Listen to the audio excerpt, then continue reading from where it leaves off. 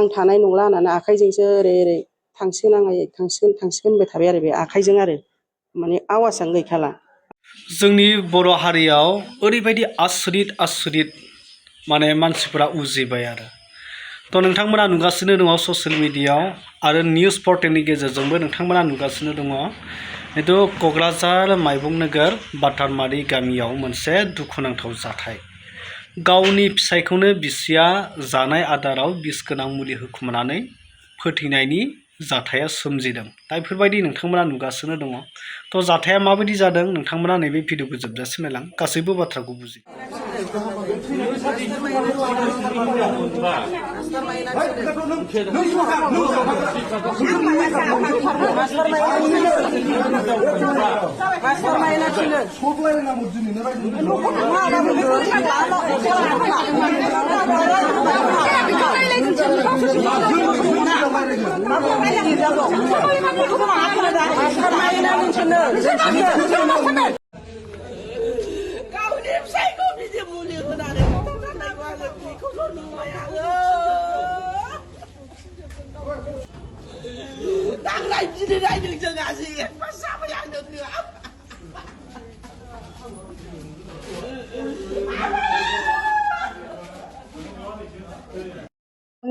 सासे गार्जेन जानानै आं राकेश ब्रह्मनि बिमामोन। माने आंनि फिसाया मेनि 10 तारिखआव बियो बिहामजोआ पयजन होनानै माबा स्ल' पयजन होदों आरो बेनो। माने बेखौ मोनजानानै बेयो जै दिन मोनजादों ओइदिनखालि बेदराव होदोंनो बेयो जानानै बे गोबादों, ओमफ्राय बियो गेस जादों, खर' गिदिंदों, बिराद गोबाबाय। गोबानानै ओमफ्राय दाना बियो फार्मासिनि मुलि जाहोफैदोंनो। बे मा फार्मासिनि मुलि जाहोदों? गेसनि मुलि होनना बुंदों। ओमफ्राय गेसनि मुलियाव मा गेसनि मुलि बेखौ सोंनायाव गाव होनदों बे माबायाव MRM आव लांबा नोंनाव खबर दं नामा होननानै सोंदों आरो डक्टरा। खबर दं नामा होनबाय, आं मिथिला मामोन, जायखिया आं मिथिया। ओमफ्राय फिसालाया होनबाय माबा बिदै बादिबो ओरै खेबफ्रुनानैबो जाहोदों बेयो, बे खोथाखौ होनदों आरो। ओमफ्राय नोङो होनबा नों डक्टरनाव थांदोंना थाङाखै होनबाय। थांदों, थांनाया आंखौ माबायाव सेलेन होदों ओंखाम जानो हायैनि। ओमफ्राय ब्लाड टेस्ट खालामाखै, ओरैनो बेखौ सादारन डक्टरनाव लांनानै बिदिनो गेलेनानै बेनि खुगाया किडनि लान्स खामलोजोब्बाय। खामलोखांनानै दाना मा जाबाय, आं फन हरबा बे सेसे फ'फ' हांखौनो मोनखाला, हांखौनो मोनला। होमबा र' आं दा थांगोन होनना बुंबाय। दा थांगोन होननानै बुंनानै आं सफैसोबनोबो हायाखिसै। 16 तारिखआव फैबाय आं, मेनि 16 तारिखआव फैबा। ओमफ्राय दाना होमबालाय केलसियाम भिटामिनसो खम जादोंदां बाबा होनना बुंनायाव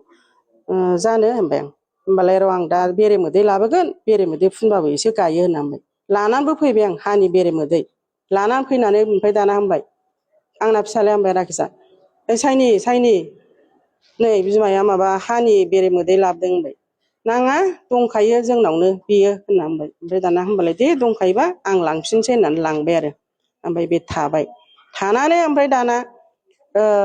फनखौ ओइदिनखालि मोनलायबाय आङो। बोरैबा बे गाव फन लानानै थादों आरो, होमबाबो बियो हाङा गैखाला, सेसे फ'फ' बेद्रायजोबखाबाय आरो। ओमफ्राय आरो ओइदिनखालि फैबावबाय आं 17 तारिख खालि। 17 तारिख फैखालिबो माने बै खामसालियावनो जिरायदों, खामसालियाव जिरायनानै बे हांखौ गोलाव आं थानाय नंला होननानै आखाइजोंसो ओरै ओरै थांसिगोन आं थांसिगोन होनबाय थाबाय आरो बे आखाइजों आरो। माने आवाजानो गैखाला। ओमफ्राय दाना होनबाय हाब नों आंनि फिसालाखौ नों मुलि होनानै बुथारनानै जानो नागिरनानै नों बेबायदि मानसिखौ लेले दोनबाय नों हो? नों मानो बिदि खालामखो होननानै आङो बेखौ मा होनो, नोंखौ जुदि आंनि फिसाया थैनांगौबा, डेड बडि जानांगौबा आंबो नोंखौ बुथारगोन बिदि होननानै सेन्देल खुबाय आं। सेन्देल खुनायाव बियो आंखौबो बै लावथि बै माबा दै हग्राखौ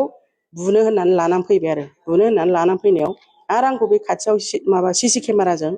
माबा खालामबावबाय, भिडिअ रेकर्ड खालामबावबाय आरो नों आंखौ भिडिअ रेकर्डसो खालामदों नोङो होननानै। आंनि आखायाव मना दङ रिदि रिदां। ओमफ्राय दाना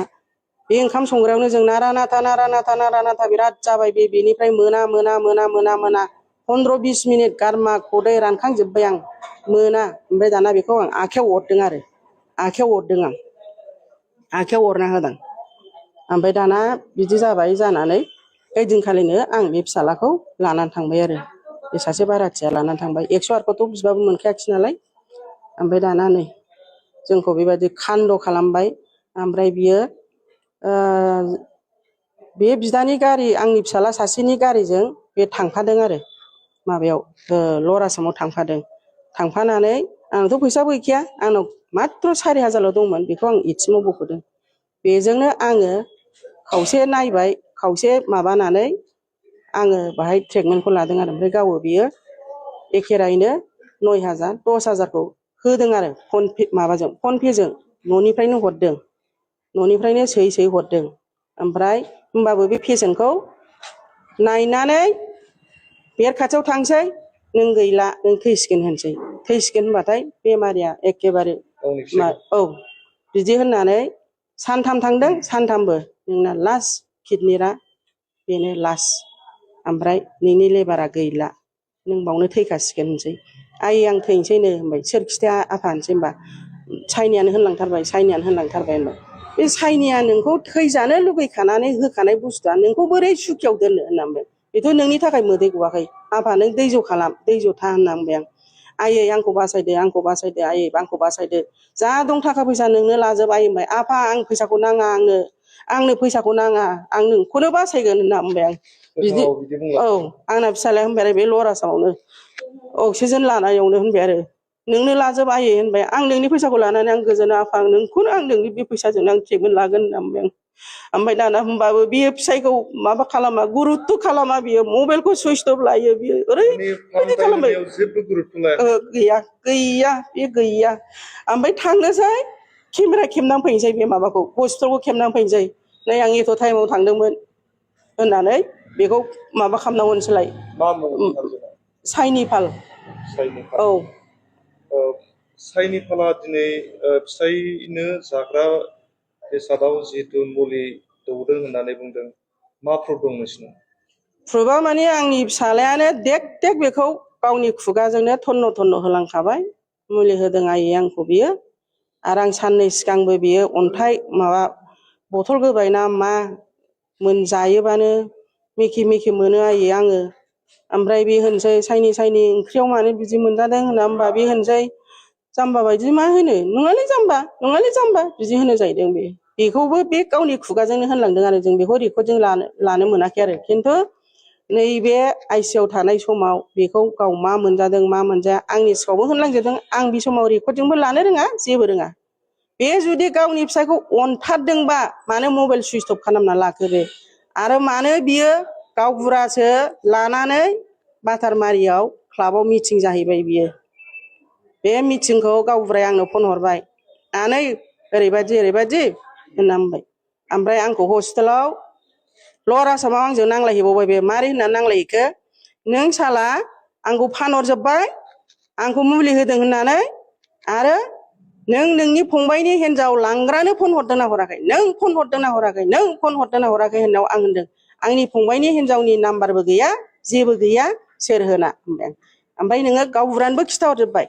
आरो नोङो प्रेसिडेन्टनोबो खिथाहरबाय आंथ' बातारमारिनि आं बातारमारियावनो जेनेबा आजि 30-40 बोसोर आं रायजो जाबाय प्रेसिडेन्टआ सोर गावबुराखौथ' आं मिथिया आंनि बियानै आं मिथिया होनना बुंबाय आं ओमफ्राय दाना आं नोंनि फिसानि सानैनि समाय लागोन आंनि फिसाया बे आइसिइउआव दं आंनि फिसानि आं समाय लागोन जुदि आं बे लांग्रा होननायनि जुदि आङो फन हरनानै बुंदोंबा होननानै बुंबाय आं दाना आंनि फंबायनि बिसिनि नाम्बारखौ लानानै बे लांग्रा होननानै फन बुबाय आङो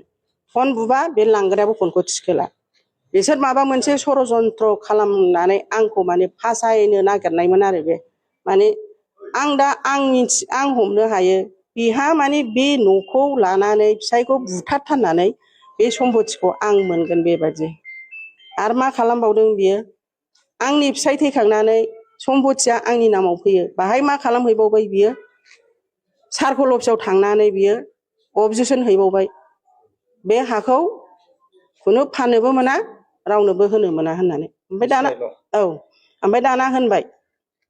माबायाव अफिसाव सार्कोलाव बे साइनि ब्रह्मआ सोरनि मा जायो फालाय होननानै सोंबाय आंनाव लेंहरनानै बे आंनि फिसालानिसो बिहामजो बेहा मा राइट्स दं मा अथ'राइज दं बिदि होननानै नों माबार फैनानै नोङो साइनखौ माबा खालामना हो होननानै हगारना होबाय ओमफ्राय बेजों मा होनो बिदि खालामखांनानै मा खालामबाय बियो होमबाबो दलद थाया आरो बियो दाना बै आंनि बोराय थैनायनि डेथ सार्टिफिकेटखौ सासे मानसिनिफ्राय लानानै बियो सन्त्रना खालामबावबाय बियो आंनि बोरायनि सार्टिफिकेटखौ आरो ओमफ्राय दा बेजों आं नोंगौ खोथाखौनो होनगोन आङो गिया बेजों सासे मास्टार माइन्ड दं बे मास्टार माइन्डआ बेखौ मानो लानानै खारो आरो मानो बेखौ फिदिंबाय थादों मैयाबो होनहरबाय बियो जों एर'प्लेन नामा जों हेलिकप्टार नामा जों दानो थांनानै बिरनानै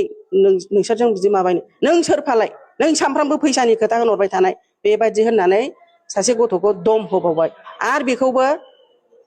माबा सासे थांफाग्राया केमेरा खेबै खेबै माबा खालामबावबाय रेकर्डिं खालामबावबाय खालि बिसिनाव खालि रेकर्डिं खालामनाय केमेरा खेबनाय बिसोरखौ बिदि ट्रेनिं पास खालामदों नामा दा फिसायनि जोबथा बिदायाव दंना गैया? जोबथा बिदायाव बे दा गैया बे दा गैया दासिमबो गैया मानो थायाखै मानो थायाखै बेहा गावनि दायनिगिरिखा नालाय गाव खारखोमानानै दं बे न'खौ जोङो आं दा दहाय बावथ' रायजो राजाफोर फैगोन नालाय आङो मानसि लानानै बे बक्स बानायग्राखौनो लानानै आं बै दरजाखौ देखावनाय जादों आरो बेनि उफरावबो बे आंखौ माबा मोनसे खालामदों इरि खालामदों बे न'निफ्राय लुटपाट खालामदों बायदिसिना होननानै आंखौ उल्था आरो केस जाबसिनबावनो बेनाव सेस्था खालामनाय माबा टारगेट दं बियो थारैनो नोंथांमोना नुबाय बुजिबाय जाथाया बोरै जादों बिनि सोमोन्दै बिमाया फोरमायबाय थ' बे जोबोद साननो गोनां जोंनि बर' समाजनि थाखाय जोबोद दुखुनांथाव थारैनो जानांगौ जाय हिन्जावा गावनि फिसायखौ बेफोरबायदि गाज्रि बिस होनानै फोथैबाय बेहा गुबुन लाइन हमदों जानांगौ बा सोरजोंबा गुबुन सोमोन्दो लाखिदों जानांगौ दा बेखौ गावनि बिसाया हेंथा होदों हेंथा होनायनि थाखायनो बेखौ फोजोबसै होननानै दा बेफोरबायदि थासारिया जादों जानांगौ दा बेफोरबायदि नङाब्लालाय मानोथो गावनि बिसायखौलाय बेफोरबायदि जानाय आदारफोराव मुलि होखुमानो थ' जायबायदि जाथाया जोंनि बर' समाजाव जाथावा आरो बेबो सिंगेल नङा बा सानै गथ'नि न'खर जाजेननाय संसार जाफुहांनाय दा बेफोरबायदि अबस्थायाव जुदि बेफोरबायदि सानोब्ला अब्ला मा जागोन जोंनि बर' समाजाव बे गोबांथार नोंथांमोना नुदों जोंनि बर' आइजोफोरा 100आव 60% बा 70%सोआनो गोबां गाव गावनि माने हास्थायनाय गाव गावनि लुबैनायफोरखौ जाफुंहोनो थाखाय न'खरफोरखौ गावनि न' बां गावनि फिसाय गथ'फोरखौ गारै गारै गुबुनफोरजों थाङो थ' साननैसो सिगां नोंथांमोना नुबाय गुवाहाटियाव बर' आइजोआ इनायै दुखुनांथावै गुबुन हारिजों सोमोन्दो लाखिनानै माने गावनो रुंसारि जानो गोनां जाबाय बुथार जाबाय दा बेफोरबायदि थ' गावनि हारिजों गोजोननाय गैया जेसांखिनि गावनि जिउआव मोननाय बेसांखिनिजों माने गोजोननाय गैया आरो बेनिफ्राय बांसिन नांबावगौ आरो सुखुनिफ्राय सुखु नागिरो नाथाय जोबनायाव मा जाहैयो दुखुआ बांसिन साग्लोबो दा बेफोरबायदिखौ बिराद नोजोर होनांसिगोन जोंनि बर' समाजाव जोंनि समाजखान्थिफ्रानो जाय समाजारिफोर बिसोरनो नोजोर होनांगोन बबे लामाजों माबायदि आवगायदों जोबोद दुखु मोनदों दुखुनांथाव बेफोरबायदि जाथाया जोंनि बर' समाजाव जा गावनि बिसायखौनो बेफोरबायदि बुथारलायनाय बेफोरबायदि बिस होलायनाय बे माने एसेबो गनायजाथाव नङा आरो थ' लोगोफोर नोंथांमोना मा फोरमायो कमेन्ट खालामना फोरमायदो